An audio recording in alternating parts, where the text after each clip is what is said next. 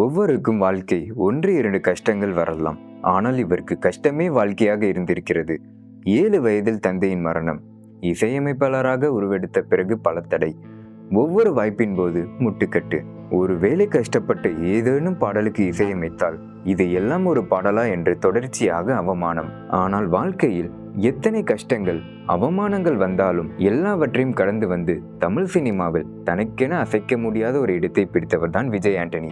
விஜய் ஆண்டனி நாகர்கோவில் மாவட்டத்தில் பிறந்தார். சிறு வயதில் விஜய் ஆண்டனியின் தந்தை உயிரிழந்து போகவே 7 வயதான விஜய் ஆண்டனியும் 4 வயதான தங்கையும் தாயால் அரவணைப்பில் வளர்ந்தன.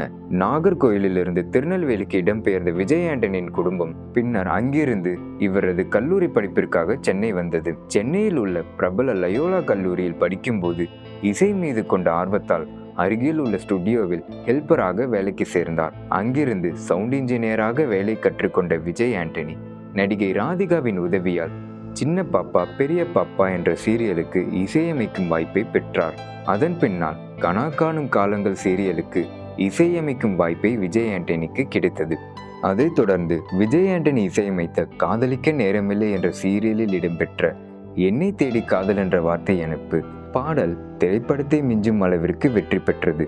தமிழ் சினிமாவில் இவர் இசையமைத்த முதல் திரைப்படம் டிஷும். இத்திரைப்படம் கமர்ஷியலாக வெற்றி பெற்றது. இதில் இடம்பெற்ற அனைத்து பாடல்களும் ஹிட் அடித்தன. அதன் பின்னால் தமிழ் சினிமாவில் தனது நடிப்பு திறமையை வெளிப்படுத்த முடிவெடுத்து தொடர்ந்து சினிமாக்களில் நடிக்க தொடங்கினார் விஜய் ஆண்டனி. விஜய் ஆண்டனி ஆரம்ப கட்டத்தில் நடிக்கப் போகிறேன் என்று கூறாமல் தயாரிக்கப் போவதாக கூறி கதைகளை தேர்வு செய்தனர். அதேபோல் இவர் திரைப்படத்தில் நடிக்கப் போவதாக சொன்னதுடன் யாரும் திரைப்படத்தை தயாரிக்க முன்வரவில்லை.